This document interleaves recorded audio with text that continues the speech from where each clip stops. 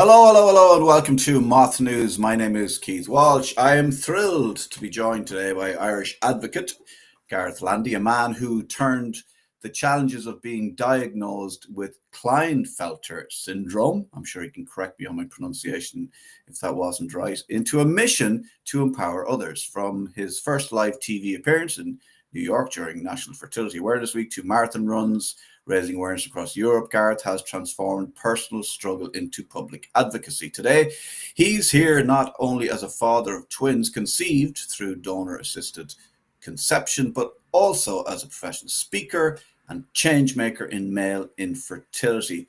Let's jump right in.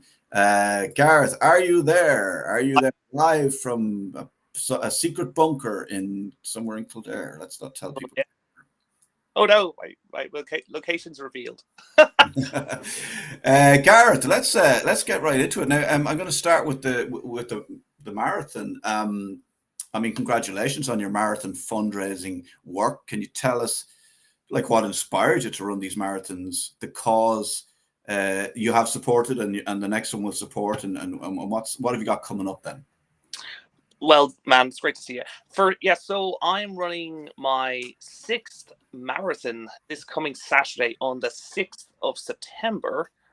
And it kind of ties in nicely because 1 in 6 people globally experience infertility. And that statistic is coming from the World Health Organization. So this Saturday, 666, that's some fella's phone number, isn't it? Don't know who it is. Something positive there. Is it the number of the beast? Let's not talk about that.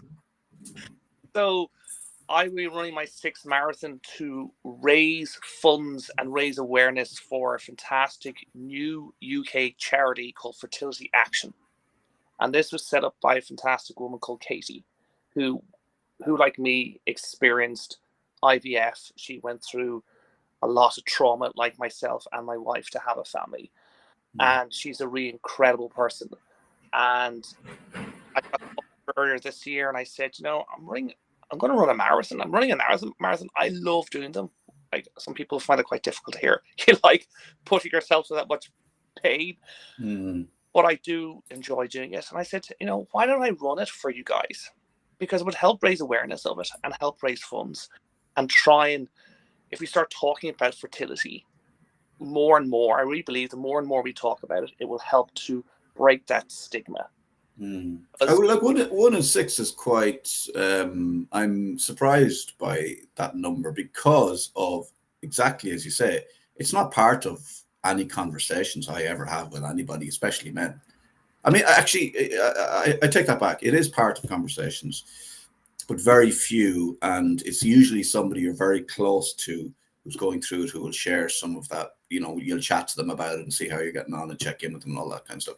But it's not really talked about as much in the media, especially the male infertility. I think women's infertility is talked probably a lot. There's just a bit of an imbalance, and I think the presumption is that I do feel women feel the burden of it as well, because they're the ones that are, it's all very much like, yes, it's talked about more from the women's side of things, which is good for them, and there should be more talk from the men's side of things, but also the women bear the burden of the pressure to have the children as well. Do you know what I mean?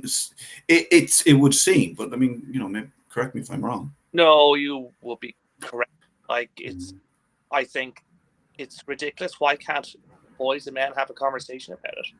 Like, why can't, I was, as an example, I was in Nace yesterday getting my running top designed and printed. I'm going to run on Saturday. It was all lads in the shop, and I was talking about the design of it, and I said on the phone, I want to have sperm on it. And they went, what? I said, I want to have sperm on my running top.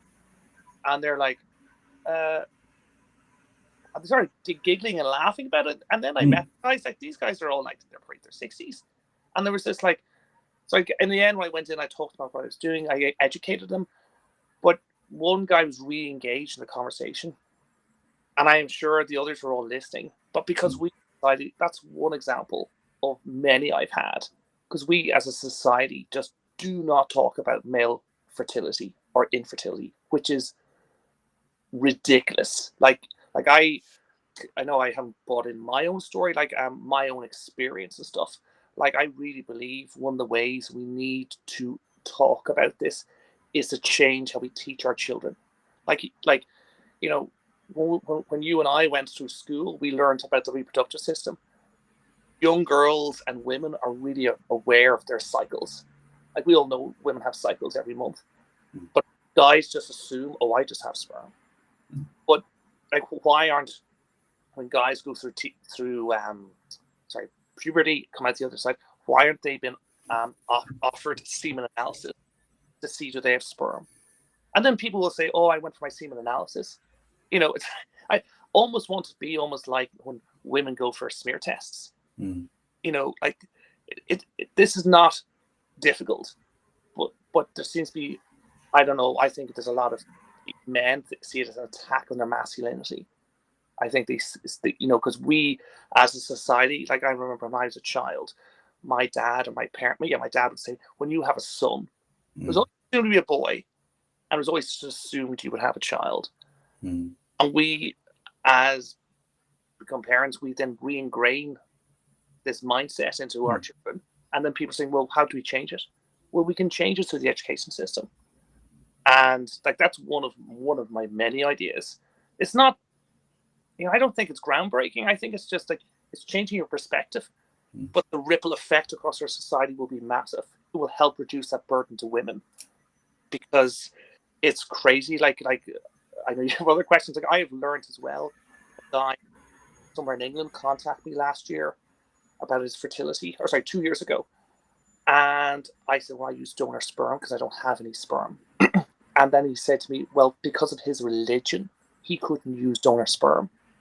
And like, to be honest, I'm still flabbergasted.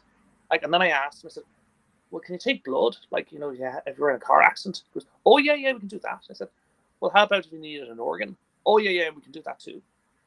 But you can't take sperm. Because, no, it's against our religion. And I was like, I don't mean to talk ill of people who are very religious or into that religion, but why? Why are you saying you can't use donor sperm? Like, a lot of this, I mean, if you look at how we teach sex and about love and about intimacy and reproduction and all that kind of stuff in schools in Ireland, especially because we're a Catholic country by and large, the church have their hands all over it, and interference of religion. I have no problem with anybody believing in whatever they like. If you want to believe that there's a big welly boot at the end of the garden and you pray to that, and that's like whatever gets you through, man. I'm cool with it. I have my own spirituality and it's different, and some of it includes a fella called Jesus and what his teachings were, and my belief is that his teachings were totally different to what the church is telling us his teachings were. And I believe that we are God, and that's what the church is in the temple. I have all sorts of like mad beliefs, and I like them, but I don't need to push them on anybody else. And I don't think that religion should have any involvement in education or how we run the country. We should live in a society where religion is there for people who want it and they have access to it, but it's not involved in making decisions around religion or culture or industry or anything really. It just shouldn't be involved in it. There's no place for it.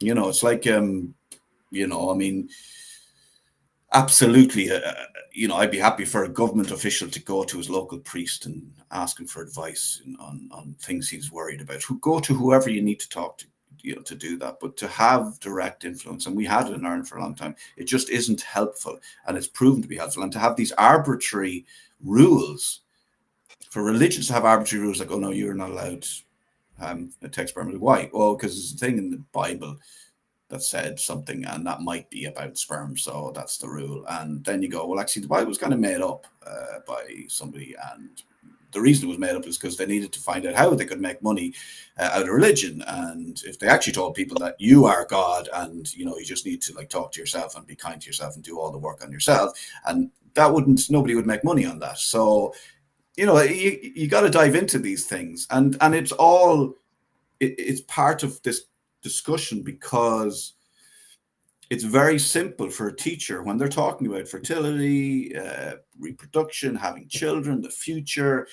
They've got to be able to say, if it's 1 in 6, they've got to be able to say, there's got to be a paragraph in there going, look, not everybody can just have a child. You know, it's incredible if you do, but if you can't conceive, that's okay. And there's ways, there's ways around that. And if you really want to have a child, you can go down this route or go down this route. That's a very, very simple conversation to have. It removes shame. It makes it, it makes all the boys or all the girls in the class feel comfortable about the fact that maybe one day they might encounter a problem when it comes to having children, and they're aware of it. And it doesn't then, I'd imagine you as a man growing up in Ireland, or I know you grew up in the UK, Ireland, the North. It must have really shocked you. I presume up until that moment that you found out you couldn't have children. Up until that moment, you just presumed you could have children. Yeah, so like it's a good way to bring in my story. So yeah. Let's get into it. Yeah, because you have your XXY, you have an extra chromosome that has. Did you discover that because you couldn't have children, or what way did that work? You tell me. Yeah, that's how most people who are XXY learn their XXY. So as a kind of indicator, I actually, when I was a small child, I had an undescended testicle, but I had the operation to correct that. But there was no follow-up check post-puberty to see were my testicles working, because people don't do that. I don't know why, but that didn't happen. So I didn't have any idea. I used to kind of tire quite a bit. I was talking to friends from college about it, and they say, Gareth, you used to be half asleep in college in classes. Of course, I don't remember because I was asleep. But an indicator of XXY is lower natural testosterone levels.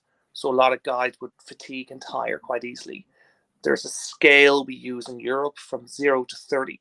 So 19 to 24 is an optimal range for an XY man. When I learned I was XXY, my natural testosterone levels were 11 to 13 on that scale. So I kind of say I operated all my life on a third less testosterone than what I should have. There's a guy in the UK I know, and when he found out he was XXY, his levels were 3 or 4 in that scale, like exhausted.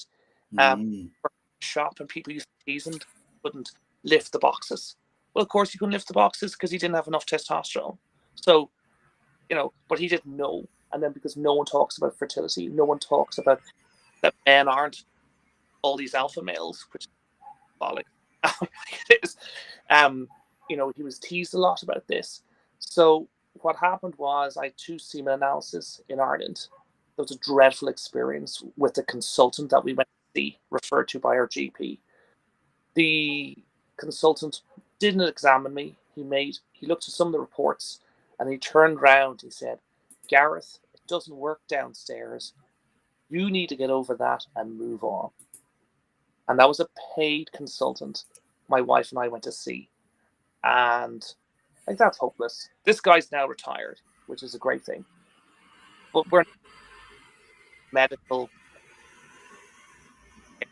I know some medical people will resent that have said this, but my experience and others I've talked to across the world, we're all quite similar, that when it comes to fertility, when it comes to male consultants, not all male consultants, just to clarify that, but a lot of male consultants, they don't have the training, they don't have the empathy to help men with their fertility.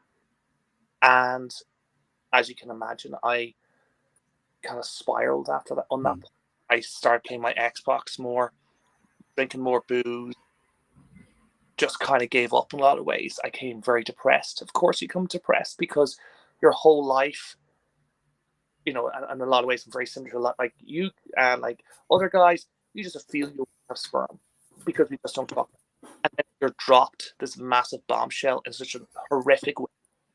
And then your man just sent us on our way. So Anna, my wife, found out about this amazing consultant in London. And his name is Jonathan Ramsey, so my consultant. And we went to see him. And he started asking me questions about my past and how I saw the world and stuff like that. And then he arranged for me to get this thing called a carrier type test. So a geneticist counts the chromosomes of a blood sample. and it's a very expensive test. I think it's about £1,000 now, and that is the only scientifically proven way I'm aware of to prove your XXY. So then it was confirmed that I was XXY. Now, he did say some guys who are XXY, they can produce sperm. Not all of them, but we do this operation where we like a reconnaissance, like these needles are injected into your testicles to see do you have sperm. It's less invasive than the second operation I went for that more people are aware of. The one I went for is called an FNA, which stands for fine aspiration. So you're knocked out here, so that's a good start. And when the results came in, I remember very clearly Jonathan Ramsey came into me in the Hammersmith Hospital, and he said to Anna and I, Gareth is one of a kind. The very first person I've ever come across in his mid to late 30s that I'm aware of, or any of my colleagues around the world are aware of, who has the ability to produce the building blocks that build sperm, which was amazing. Like, it was fantastic. Whereas, and like that, so I potentially had the ability to produce sperm. He then classified me as a mosaic of XXY, which means I have XY and XXY sex cells. And he's still my consultant because he's a decent, kind person. He could retire. Like, Jonathan Ramsey, he could retire. Like, he doesn't have to work, but I think he loves doing what he does. So then I went on like a program of drugs. I was on hormone therapy. I was taking Clomid. That's a drug given to women for breast cancer. Because it was hoped that my body would absorb all these chemicals and then turn it into the fuel to make sperm. This was the idea. With all the stress of it and everything that, I ended up being in Nace Hospital for 8 days. I had my appendix out. Like, this is, it's so traumatic on your body, mentally and physically, doing all this. But I was so determined to try and have a family. I then had my third operation in a year called a microteasy. And that's one that more people will be aware of. And that's where they physically open the testicles looking for sperm. Yeah. Most men wincing at that. Yeah, I saw you close your eyes going, Jesus. Yeah. I mean, because I'm wincing and you're just telling me about it, to have to go through it. And as that was your third operation, I feel for you, And I'm really squeamish, Keith. Like, I'm really squeamish. Like he was trying to draw me pictures of it, and I was going, oh yeah. And then like then I'm visualizing what that is, and I'm really bad around blood. Like oh yeah. So I'd be saying, just don't tell me about it. Just knock me out and do whatever you have to do. Yeah. So I trust you. Yeah. So the results came in then, and I remember Anna held my hand, and then we were told, look, we've done our best, but your ability to produce sperm, you can no longer do it. So at that stage, it was confirmed to me, which was, I'd gone through so much, but it was delivered in a much more approach compared to the other guy. It was so, I wouldn't say it was incredible, but it was much nicer, if you can say something. So then, ahead of time, we had looked to find a donor, because the consultant said, like, Gareth, the chances of us finding sperm are pretty low, like I think around 20%. I can't remember now off the top of my head. So you need to find a donor ahead of time. So we found a donor through this incredible woman called Erica Foster, who's in London, and she has a sperm bank, and she's become a really good friend of mine. And we bought sperm from Erica, and we then did 3 rounds of IVF. And then we found out Anna was pregnant with twins. And then the twins were born in November 2019 in the Coombe Hospital in Dublin, Ireland. And it's been quite the roller coaster since. So how I ended up becoming the advocate I am now is I was asked by a very good nonprofit in the USA called Living XXY to do an interview. A guy called Ryan Briganti set it up. He's XXY. So I you for a phone, he recorded the audio of the call, and it was over COVID. Like, it was a good thing to do. Like, it was a positive thing to do.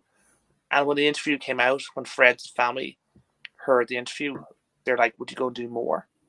You know, this is a really positive story." And like, it was over COVID, everything was so negative. So I felt quite empowered, is a nice way of putting it, because it was a really good thing to do. So since then, I've done over 40 interviews on 3 continents.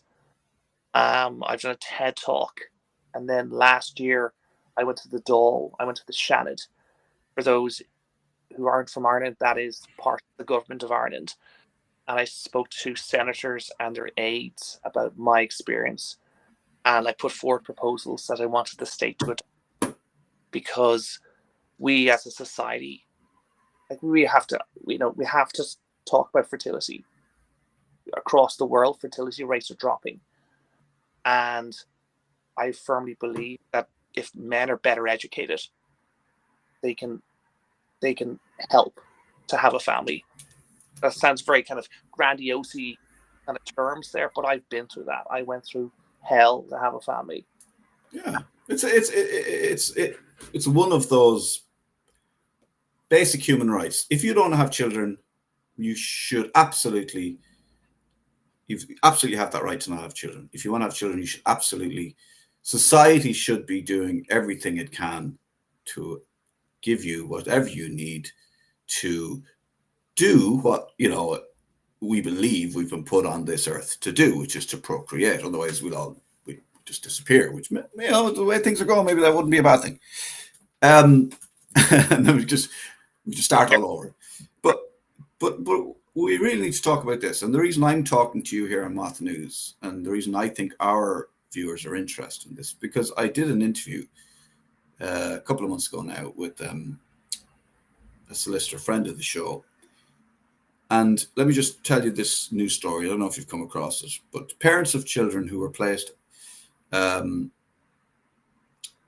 a real and known risk for cancer, amongst other things, due to delayed treatment for undescended testicles, were not told about a report into concerns. The health committee, the Dáil Health Committee, was told. Lucy Nugent, the Chief Executive of Children's Health Ireland, CHI, told the Oireachtas Committee on Health that the parents did not meet the threshold for open disclosure. So there is this massive scandal. Now, we're the only, I'm reading this on breaking news, but we were the only ones that talked about it. There's a big thing coming down the line for Irish men, because I'm sure you heard about the hip surgery thing as well, where children had hip surgeries that maybe they didn't need. So there's that all, like, there's a lot of issues with the HSE. On top of that, now we have this concerns about orchidopexy, right? Orchidopexy, I'm going to say, I'm probably pronouncing it wrong. It's a surgical procedure to correct undescended testes. And this was raised in an unpublished report. So this happened to children. There was delays. So when you're born, you alluded to it there. When you're born, you're checked, your testes are checked. If they're undescended, something has to happen. So you have to have them taken down, And that's a thing in Ireland. That happens to every male child that's born. They're tested, and then within 12 months, if this hasn't happened, they go through this, okay? And that has to happen, okay? But there's been delays because of consultants, lack of money, lack of care, no one gives a shit, whatever. And we're looking at this thing coming down the line where a lot of young boys are going to go into, their 20s or whatever, and look to have children and not be able to. So this is a very real, like, you're talking about 1 in 6. Like, there's going to be a lot more than that in Ireland, because we took our eye off the ball. And we took our eye off the ball because we have become a nation of greedy people who are only interested in themselves. And you talked about empathy there, and we are lacking in the empathy to make sure that these things are done properly. And this is a massive scandal, and we've talked about it before. And that's why it's great for us to continue this conversation, because it's coming down the line for a lot of men. And to talk to you and what you went through, but you have children, and it's very important that people hear your story, know what's out there for them, that if you go into a consultant and they say, oh, there's a problem downstairs and you're just going to have to live with the fact that you can't have children, don't fucking believe them.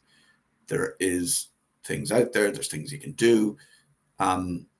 You weren't in a place where you could, you were so devastated that you couldn't see beyond what that consultant had said to you. He broke your heart, basically. You felt probably useless as a man, wondering what's my actual role here? What's my use? Because we're told that's what we do. We bring home the dough, we bring home the bacon, and we make children. But luckily your wife was able to go, well, look, I'm going to have a look at this. And she, so having a strong partner as well is very important. But it's really important that we talk about this. So it's great the work you're doing. And I know that you're due to go and talk to to politicians in the north of Ireland. Yeah. So to give you an idea how that kind of came about was, so I felt very empowered after being in Leinster House last year. And what kind of reception did you get in Leinster House? That was great. Yeah, I got, people were like, oh, I didn't know this. It was a Fianna Fáil senator set it up for me, which was brilliant. Who was that? Do you remember? Yeah, Fiona Loughlin. Fiona Loughlin, yeah. Brilliant woman. And I actually subsequently left them. I was actually in the Social Democrats. And the Social Democrats had told us, sorry, I'm having a ditch of Social Democrats, but I was a member of the Social Democrats. They used some of my ideas for their manifesto for when Ireland had its elections last year. But even though I made people aware in the Social Democrats that I was going to be speaking about male infertility, like how many people are out there talking about male infertility? Not many. How many in Ireland? I'm amongst, I say, a few. That's a nice way of putting it. So even though they knew or they were aware I was coming in, no adult could come down and see me. I was in the Shannon, or the AV room. That's probably a slight pet hate there, but it was Fiona. Fiona's amazing. She organized it all for me. And, that's to her. But I felt very empowered after that. What did you ask for, and was it effective? Has anything happened since? No, nothing has happened since. I'm one person, Keith. Look, you got to start somewhere. I mean, it's a marathon, not a sprint. Well, so I put forward one of my proposals. I put forward, which people will find this is insane. So in Ireland and across the EU, if you have to use donor sperm and donor egg, there is a VAT charge by the governments. This is insane. This is ridiculous. So you get this double kick in the balls, of you don't have sperm. Oh, but the government would help you have a family. But we're going to then charge a VAT charge on top of you to use donor sperm. I can imagine if you went into a hospital when Keith, you and your wife were having kids, and you went in and you did your 3 months check, and they said, "Oh, sorry, Keith and your wife, before we do any ultrasounds, before anything, we're now going to charge a 20% charge on what this would have cost if you had gone privately, but you're going through the HSC." No one would pay that. There'd be uproar because people say, "That's insane. You're now charging us because we conceived." This is insane. But because we don't talk about fertility, there's all this shame, and then no one will put their head above the parapet to say, "This is ridiculous. We need to stop this." This could be fixed immediately. The health minister, I feel, could turn around and say, "This is completely preposterous." Gareth has an answer. Why are we making money? Why are we trying to make money on people who are trying to have people have children? And it's really important that people are able to have children if they want to have children. So we shouldn't be capitalizing on that. Yeah, that was one of my. And, oh God, you put me on the fly now. I can't remember. But that's still something that you're asking for. And that's what you went to. And to get to Leinster House and to get to speak in front of those people is quite an achievement. And I believe you should keep pushing for that. I mean, that's a very important. It's a very simple way of giving you a reason to be out there talking about it, and it's a very simple concept for people to understand. And also, it will allow people to empathize with those who are going through this kind of, journey, struggle, whatever you want to call it, adventure, scary adventure. It gives people an in, it gives people an understanding, it gives people a reason to talk about it, it gives people a reason to bring it up. You wouldn't believe that,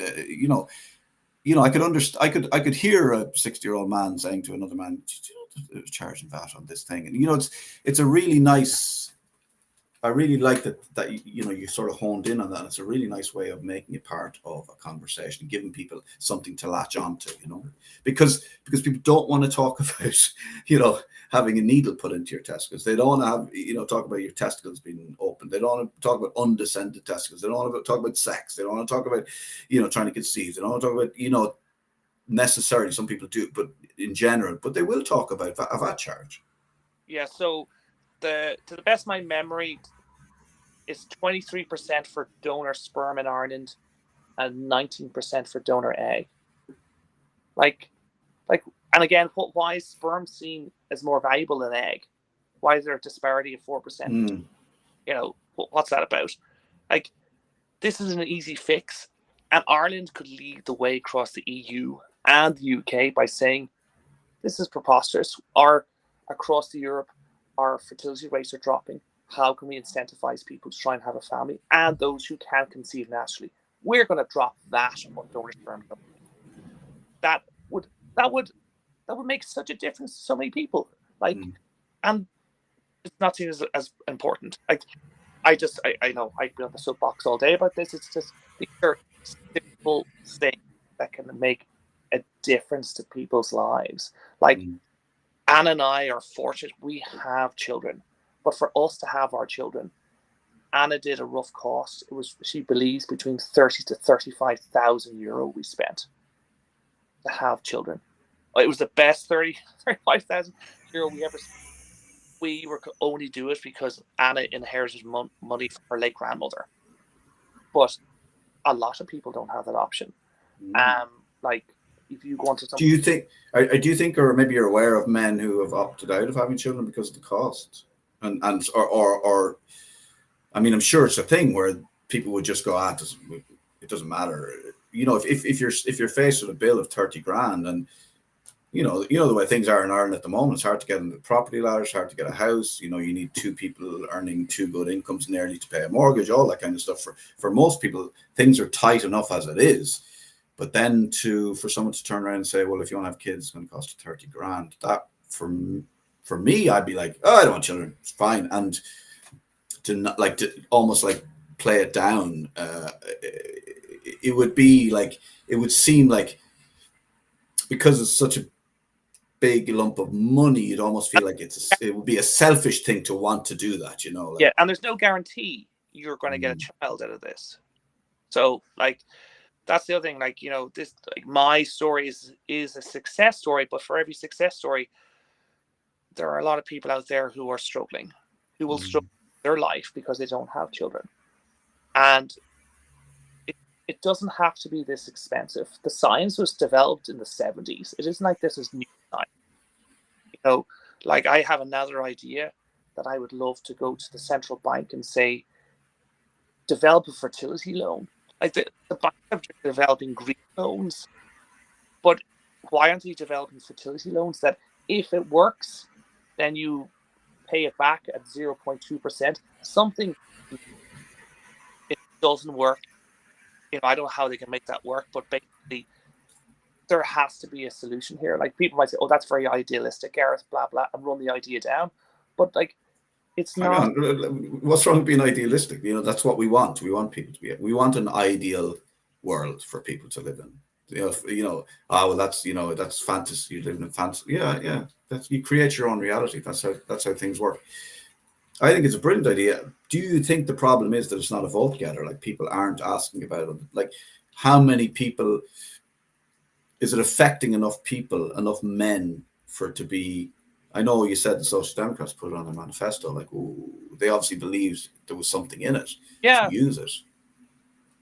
But I think it comes back to our whole education, because we don't talk about it. So we're every year we're pushing out. I don't we, as it sounds like a factory, but we're putting out young men, young women, and we're kind of supporting this narrative that fertility, women are aware of their fertility because their cycles every month.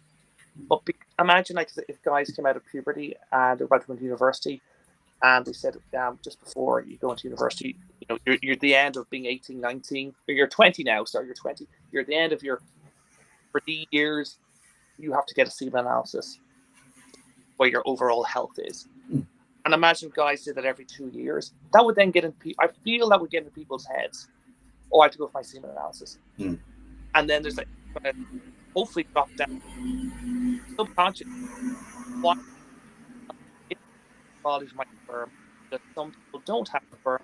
Sometimes sperm have sperm DNA fragmentation. It's where the quality of the sperm breaks down, is my understanding. And that is changing people's conscious memory.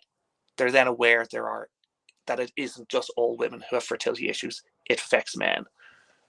I don't think that's groundbreaking. It's just changing the perspective in our society. Yeah, well, let's widen that out a little bit, because if we're serious about mental health and men's mental health, then this is a really, really big area and a really important area for us to look at as a society. And I'm sick of government TDs coming out and supporting a drive for darkness into light, the walk, blah blah blah, when they're directly affecting adversely the mental health of people in this country by their actions, by their lack of empathy, by their lack of investment into things like education for autistic people, better healthcare for children. You have to look at the debacle of the children's hospital. You have to look at the hip operation thing. You have to look at the undescended testicle scandal that's coming down the line. We are, as a country, and our government, or the people that we voted in, are adversely affecting the mental health of its own people. If you look at, we've done a lot of interviews on care homes and what older people, how they're treated in care homes generally across the board in this country is absolutely despicable. We are responsible for a litany of, a history. We have this history of bad mental health, and we're making it worse by our inaction and our inactivity, because we're obsessed with money, we're obsessed with success, we're obsessed with talking about Apple, we're obsessed with talking about Facebook, we're obsessed with talking about politics, American politics, blah, blah, blah. All this stuff is distraction, and we're not doing the basics for our people, which is caring. We don't care in this country. That's the problem, and everybody thinks, oh, it's mine to deal with, I'll deal with it on my own, and that in itself leads to bad mental health. Male suicide levels are ridiculous. I mean, it's insane that and that's another thing we don't talk about in this country.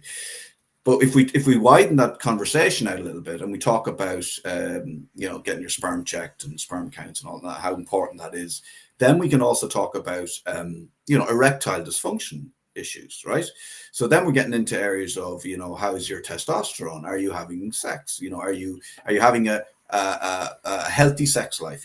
Because healthy sex life is important for mental health as well, and for a healthy marriage and a healthy long-term relationship. And this is something that men and women should be able to enjoy into their until they I mean, I watched this an old piece of footage from RTE. I think it was RTE, but it was black and white, and it was a man probably from Kerry, and you're talking about goat weed or goat weed milk, and he was making this a Viagra of the day. And he was talking about how a 91-year-old man he knows still drinks the goat weed milk. It's a herb, and he's still sexy. He's still sexy. He's too sexy. And what he meant by sexy was sexually active. We look back and think we were backwards back then, but there's a man in the middle of nowhere in Kerry giving his friends this herb so they can get an erection, so they can have sex, and the man's 91. That seems to me like a much healthier society than what we've become. Sure. It's very simple. It's very simple for a fella to go up to another fella who had a flat cap, wearing a pair of wellies and going, have you hatting for my, I can't get it up and I want to keep having sex. And it wasn't like he didn't sit down in front of a consultant. The consultant didn't go, well, you're 91 now. You need to stop thinking about having sex. He said, no, I'll give you this, and you can be as sexy as you like until you die. It's important. These are important conversations. And I think this is a part of that wider conversation where we allow men to go, I'm not getting an erection. I'm embarrassed about it. I won't talk to my wife about it. She thinks I don't love her anymore, but I'm just like, and we're just growing further and further apart because I can't be honest about it because I've never really talked about it because no one's ever talked to me about it. So this is a big part of who we are as a society and how we talk about things and how we talk about the embarrassing things. And why are they embarrassing? Because probably the church told us that you shouldn't touch your penis and don't masturbate and sex is bad. And yet we will tell women what they should do with their bodies until the fucking cows come home, and whether they should have children and when they should have children and not out of wedlock, and you're not allowed to do this. And if you do have get pregnant, you're not allowed to, you have to have it. So they'll talk. And they'll also talk about what gay men should be doing, what men should be doing in the bedroom, in the privacy of their own bedroom. We're obsessed with that. And also we're obsessed with sexuality of people who feel like they were born in the wrong body. But the things like this that are actually happening, that are actually affecting the well-being of men in this country, we won't talk about them. Like, what the fuck is going on? And this is not unique to Ireland. Like it's well, totally, but and I'm sure it's the same in the UK with the stiff upper lip sort of, the how they are and how they treat, they don't tend to, England has this thing of like sort of, I know it's a generalization, but yeah, it's a problem all over the world. We can only really talk about Ireland, and as you say, let's make Ireland a unique place where we are the land of 1,000 welcomes again, where we welcome our friends, our neighbors, for whatever it is, and we care. Like, to put the word care back into, I love the fact that the word care is in care homes, and like it's the worst place in the world for an old person to end up in this country, because they don't care. But it's all of it's part of a much wider problem, and I think that people like you should be applauded for coming out and talking about it, and that's why I wanted to talk to you, because this is what I'm interested in, is caring for people and making sure that they get what they need: food, water, shelter. If they want to have children, let them have children. If they want to live as a gay man, it's not that difficult. And also stop allowing religion to have some say in what we're doing. It's very, very straightforward stuff, and as well, Keith, that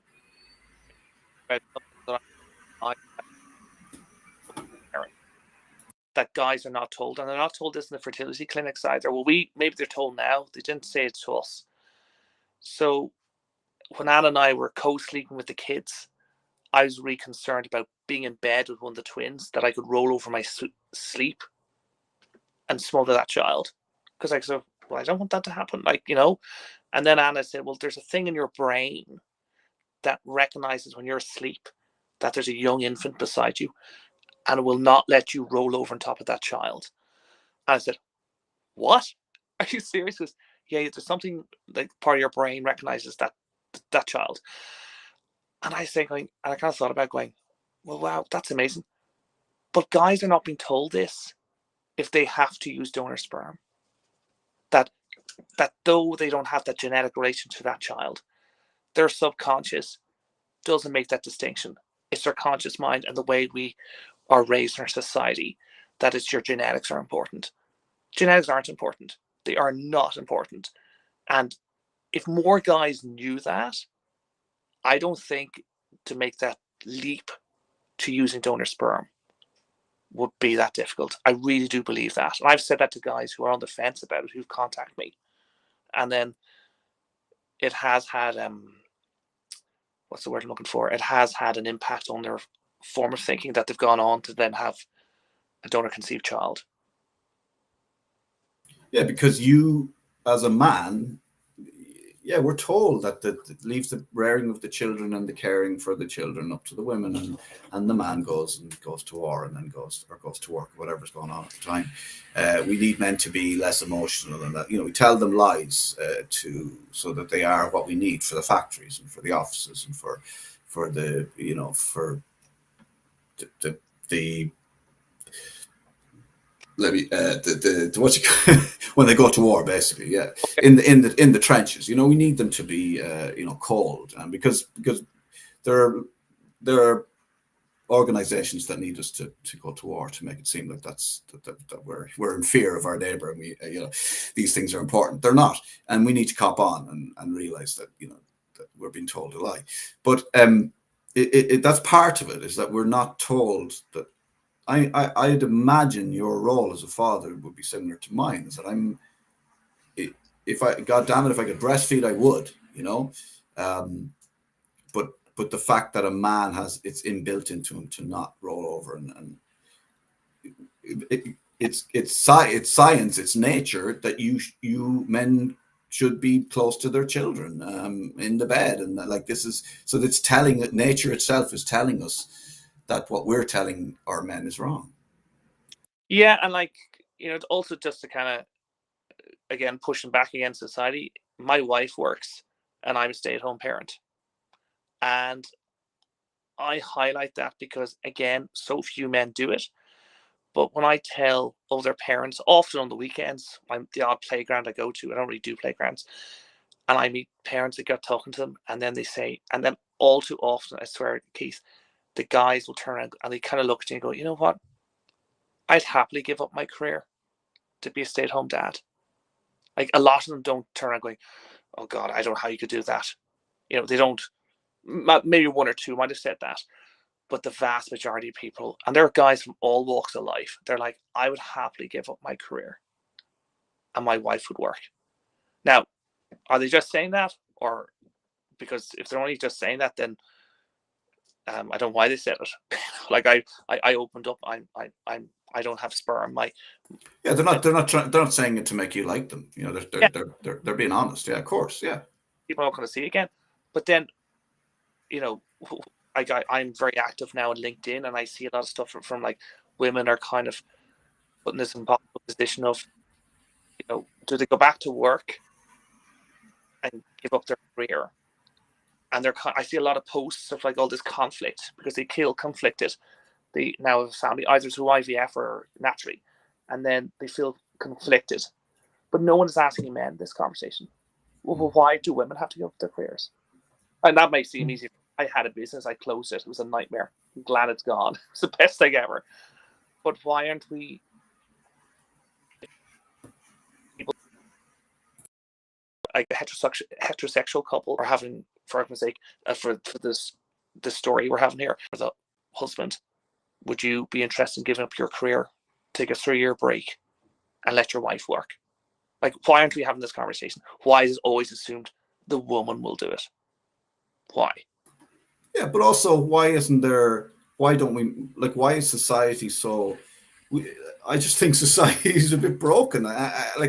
It's set up in that way. Like, why isn't it set up that you could work for 3 days and your wife could work for 3? You could both have a career. And this idea of a career is like, well, what does he want to do? And how much time do you want to spend on that? And how much time do you want to spend on your children? And if we could create a society where people can like spend 3 days on a job, earning money, doing something that they're passionate about, and then the rest of the week with their children. This idea that we work, and certainly like the property situation in Ireland doesn't help, because both adults generally now have to work, and then they like the children go to a crash, and nobody really wants that. Like, how do we create a society where we're not just like working our asses off, getting home tired, putting the children to bed, like collecting them crash, giving them something to eat, putting them, but not really spending any time with them for a lot of people, during the week. And then like, having this weekend where like, we need to cram everything in. It's stressful.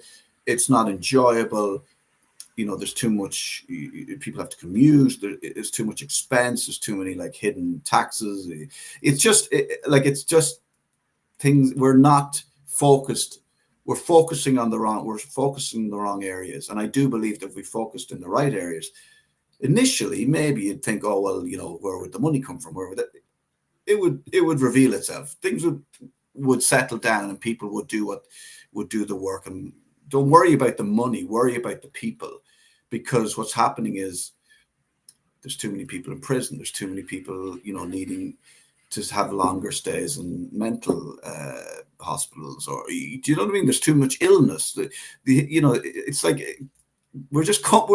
if I was you, I wouldn't start from here. That's what I would say to Irish society.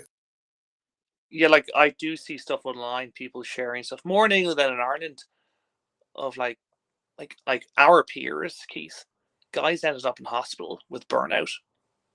Yeah, and they're sharing stuff online, and then you see sometimes people going, "Oh, this isn't really the platform for doing that."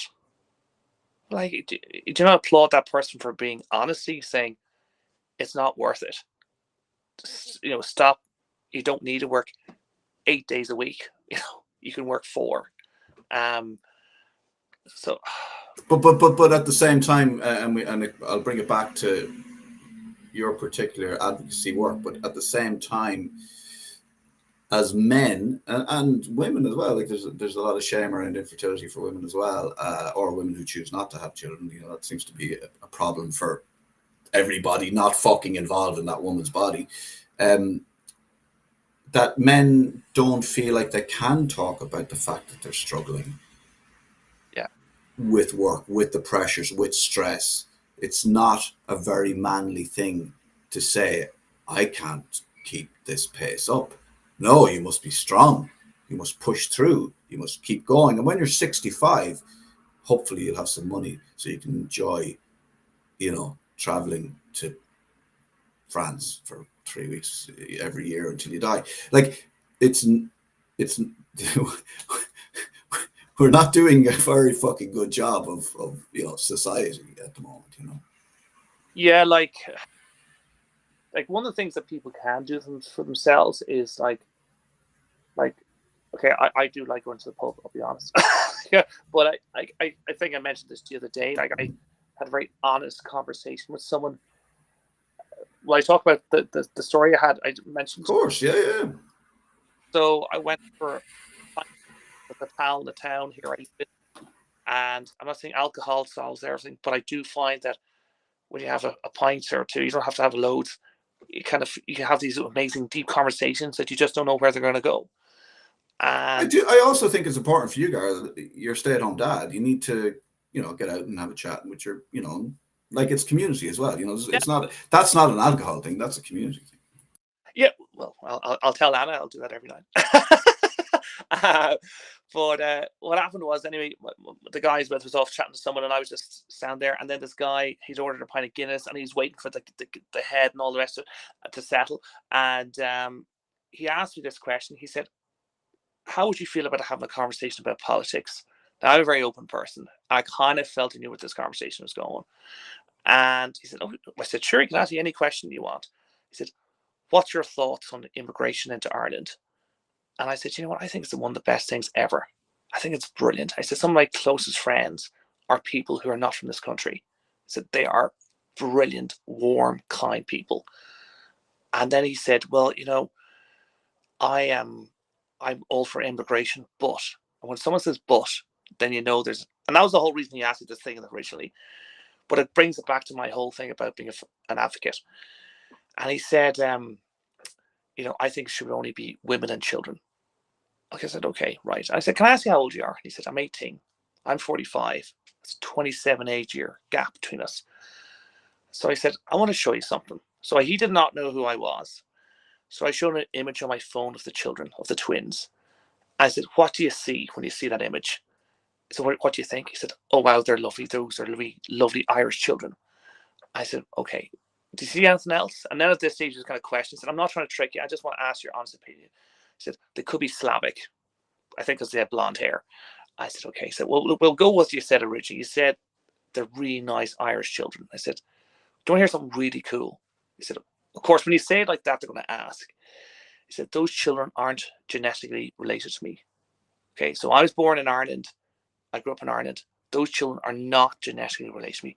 Their mother is not from Ireland originally. She's from abroad. But when you saw that image of those children, and I said their names, and you saw the background of like a friary or something behind them, you assumed they were Irish. And I left this gap, Keith, deliberately. And then he kind of thought about it. And it was really amazing. It was like all this noise around us in the pub, and it all disappeared. And it was only myself and him talking. And he said, "You know what? That's one of the most profound things someone has ever said to me. You've just got through to me in such a way about immigration into our country." I said, "Because I looked at an image and I assume those kids are Irish. And you've just kind of highlighted that genetically they're not Irish. And I said, and then I went on to say, you know that ultimately we actually are all immigrants because the human race came out of Africa. So we are all immigrants. And, you know, that was kind of coming full circle from where I was 6, 7, 8 years ago, that I was able to change his perspective about immigration. I know we kind of went off topic, but it is related to genetics and fertility. It's all connected, I feel. And I do really feel that we have to have these conversations, because like I changed that guy's perception in a positive way. Yeah, totally. I mean, it's all linked. You can't, I mean, if you're talking about empathy, you know, you can't be empathetic towards some people. But if you look at what's happening in the north, and if you look at the way fascist organizations work, it's the othering of people for the benefit of them, of these fascist organizations financially. Like if you look at why we were told black people are less than us, it was to allow white people to use them as slaves, you know, so we wouldn't feel like it was a bad thing. So, well, they're not the same as us. They're not as intelligent. They're kind of closer to animals. It was said about the Irish as well, by the English as well, so they could, you know, the people wouldn't feel too bad about us dying in the famine. So if you look at the reasons why people are othered, I mean, I read a great quote. It was like the quote was the question was, what are we going to do about the others? And the answer was, well, there are no others. Yeah, that's the end of that. You know, stop thinking about borders, stop thinking about language, stop thinking about skin colors. Just, you know, we are all. I tell you what, there is an issue. This is a class issue, right? So the working class, the poor class, the people who live in the poorer sections of society, the lower socioeconomic sections of society, are used and abused by both sides. So they're used to further a fascist ideology. They're told that the reason you don't have a house and the reason you can't get on the list and the reason is because those people over there have just moved into that hotel up there. They're getting like iPads and free holidays, and they're going off to, you know, Mosney, like, you know, just these people have everything, and they're taking everything, and they're taking it from you, right? And that allows them to believe, so they direct their anger at them. Meanwhile, the people running the country get to just do whatever the fuck they're doing, and, you know, and it's not good. You know what I mean? So it's like it's a misdirection. And if you got to look at these things. You got to look at the birth of the KKK and where they came from. They came from the north of Ireland. They came from Scotland. They came from Presbyterian. They came from, and these are like nationalists. These are like unionists. These are people who hate others, right? They want everybody to be white, English speaking. They don't like foreigners. They don't like, I mean, Irish Catholics they see as, you know, they put them in the same, you know, the different race. They're not like us. And like now we're looking at a situation where there are organizations within Ireland, working within Ireland and in England, who are being funded by the KKK. So it's come full circle. You're being told lies about other people, and you've got to look at the reasons why organizations would do that. And you look at Nigel Farage in the UK. He's now talking about, you know, the peace process and changing the agreement there. You know, and that is basic. The reason he's doing that is because he would like the support of the unionist politicians when it comes to him running for power. He wants power, he wants money, and he's been backed by people who want to be able to control countries if they can, and they're using fascism and othering of people to do that. And it's very straightforward. Like, so don't be like anybody watching this. Don't be duped. Yeah. Don't be the idiot. Don't be the useful idiot. Because useful idiots are a thing. They're the people who will march, and, you know, on O'Connell Street to the GPO to say, you know, immigration is a problem, foreigners are a problem. And meanwhile, you haven't noticed any of the financial discrepancies that are happening within the departments and of our government. And the real reason there's a housing problem is because of vulture funds and because of agreements that governments seem to have with landlords and with, like, don't be a useful idiot. Like, do your homework, you know, at least. If you do all your homework and you see everything and you look at everything, you still think, you know, somebody who has a different skin color that moved into an accommodation down the road is the problem, then, you know, have at it. But don't be just fed lies, you know. And it's important because if you're going to talk about mental health, men's fertility. We're going to have honest conversations. Let's have honest conversations, you know. And I'm glad you brought that up, because I know it's not directly linked to what we're talking about, but it's all linked, Gareth. Sure. Yeah. So what do you hope to achieve then with the marathons? So you've got a marathon. Tell people about the marathon. Sure. It's Saturday, isn't it? No, this coming Saturday. So yeah. I'm running the Dingle Marathon. It's 26.1, 40.4 kilometers.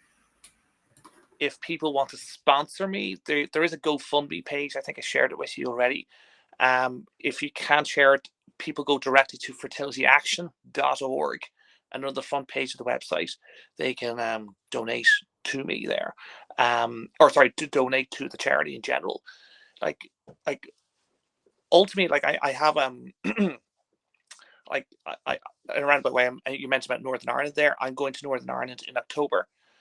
I'm going through the SDLP there to help organise for me to come in to talk at a closed event to MLAs, which means Member of Local Assembly, for people who don't know what that means, in Stormont in October. And but what makes this event slightly different is that working with an aide to a woman called Cara Hunter, who's amazing. He said, Gareth, your story's really insightful, but ministers could ask certain questions. And of course, I'm not going to have all the answers. I'm not a doctor.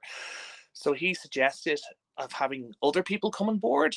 So I've organised other people from across Ireland and UK to make it almost like a kind of multi-speaker event talking about fertility for all to help educate ministers. And that's next month. That's in October. Like ultimately, I'd love to go to Wales. I would go to Scotland. I would go to England. Like last year, I began contacting Liberal Democrat MPs about fertility. I said I lived in Ireland, but all my treatments in the UK and the whole story and blah, blah, blah. I'd love to begin a conversation about how more people across the UK could be supported with fertility. And the overwhelming answer was, what's your postcode? I said, well, my postcode is an Irish postcode. What's that matter? I said, oh, you have to live in my constituency for me to help you. And that wasn't one or two of them. That was loads of them. So yeah. Look, rules are we know how arbitrary, idiotic certain rules are. But well, maybe that's a sign for you to go directly to Europe. Well, I've started that actually. I've actually started emailing. I got in contact through certain. I meant to mention that. Yeah, so I follow European politics. I found an MEP that helped me, and they told me you need to contact this person, and I already have started that that conversation. I actually need to send follow-up emails because I haven't had a response, but I don't give up. That's what I'm trying to say. The man does not give up. So this is the GoFundMe page. Pretty Fly for XXY runs 6 marathons for fertility action. So running 1 marathon, not 6. 1. It's your 6th. 6. It is my 6th. That's the headline. That'll be quite a long day. You're not running 6 marathons next Saturday, are you? Not that you know of. So that's the GoFundMe page. I'm just looking to see what people would search for. Is it your name? So my name is Gareth Landy.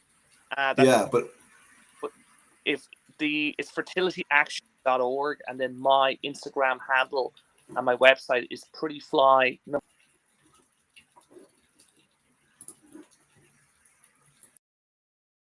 XXY.com. We can share that. Sorry, I just lost your audio there momentarily. So we can share that as well on our socials. Yeah, I mean, so I think it's the name is Katie Rowlands. Is that right? That's correct. Yeah, so she's organized that. So you can look her up as well, or just give your Instagram. Oh yeah, so my Instagram again. prettyfly 4 XXY. Pretty Fly for XXY. And all the late girls say he's pretty fly for an XXY guy. There you go. That's how you remember it. Yeah, roll that out every night. So tell me, before I let you go, because you've been very good with your time and we've covered lots of topics and we've gone all over the place. It's been a really, really great conversation. What advice would you give to anybody watching this that is struggling with fertility, who, is maybe afraid to look into it, afraid to even face it? And what would you say to a man watching, or the partner of a guy or a woman watching who's, I suppose we'll direct it at men, like, who's struggling with the thought of figuring out what's going on with their fertility? I would recommend, there are very good support groups. There's one in Ireland called NISIG, NISIG, and they run support groups around the country.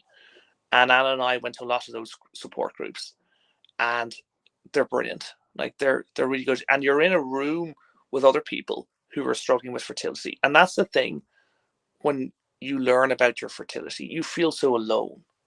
Especially for men, guys feel so alone. Like, and I remember being at an event, and this is before we had the kids and everything like that. And I'd be very open, like, sure, I'm very open. We've been talking for over an hour about this. And I said, okay, I found out I'm an XXY person. I'm going through hormone treatment, where blah, blah, blah. And I would talk really openly about it. And then as we would go to other events, and I was saying, we're now looking at donor sperm, blah, blah, blah. And I remember we were at the event, and then I went around the room, and I always noticed the guys would be at these events, but a lot of them would not speak. And some of them would say, oh, the issue is with me. But I actually felt, I just listened to your story and I understood everything you're saying. That's how it feels for me. But I can't talk about it. But it was like, if I heard someone else talking about it, then I wouldn't. For me, it's kind of reassuring hearing someone else have those same thoughts. But so many guys, I think, feel so lost about it. They see it as an attack on their masculinity, that a lot of the stuff and how we raise our kids, but that mindset, it's all kind of eroded in a second. But I would say go for therapy. Therapy is really important. And check out a really good consultant, Jonathan Ramsey in London, who's still my consultant. He's brilliant. He's really good. Sorry, NISIG, go and find them and do your research and look into it. Don't be afraid. Don't deny your own happiness, due to embarrassment, because embarrassment is just society has told you it's bad to talk about these things, and don't believe that shit, because society tells you a lot of lies. You're a good person and you deserve happiness. That's what I tell everybody. And Gareth, you're a good person as well.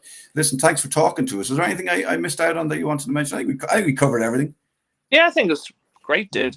Yeah. And knowing both of us now that we've spoken for about an hour, we both need a good lie down. I'm going to go for a swim now. So that's what I'll do. Oh. Yeah, I'm going to go. So. I'm going to have a nap. Oh. My daydream about swimming. Listen, Gareth, thanks a million for talking to me, and best of luck with the marathon, and keep up the good fight, and keep talking, and don't, I always say to people, if you feel tired, if you feel you're burnt out, take a break. Don't stop. Take a break. Pick it up when you're ready. Thanks, Keith. Gareth, take it easy. There you go, folks. That's Gareth. Go and find that GoFundMe page and go and support the guy. He's one of the good ones. And, I think that when somebody goes through what Gareth's been through, he's learned a lot about empathy. He's learned a lot about himself. He's learned a lot about, he's probably had to deal with his own, you deal with your own mental health issues, your own insecurities, all that kind of stuff. And that's why therapy is very important. And that's why, having conversations is very important. And I think, one of the most important things is we're very good on saying, telling men and telling women, if you're not feeling well, it's okay to not be okay. You should speak out about it. But we have a real issue. The issue really isn't people speaking out, because people speak out all the time. They just don't feel listened to. So for what I would say is, Moth here is here. We are here to listen to you. So if you've got something you want to talk about, get off your chest, an issue, this is a platform for you. And yeah, we want to change how society works and make it a fairer place and make it a better place. And it ain't rocket science, although all the money's been spent on rocket science, which is actually rocket science. So yeah, look, whatever ails you, go and see a therapist, have a chat about it. It could be infertility, it could be how you're feeling about your life, your work, whatever. And it's just, talking is a powerful thing, but talking to somebody who's listening to you. And that's what we need to be better at as in this country is listening. Listen, I'll leave you there. It's been a heavy conversation for this dreary, dark Wednesday lunchtime. But thanks for viewing, and mind yourself. Yeah. Maybe keep an eye out for the fellow beside you as well. We'll leave it there. Good luck.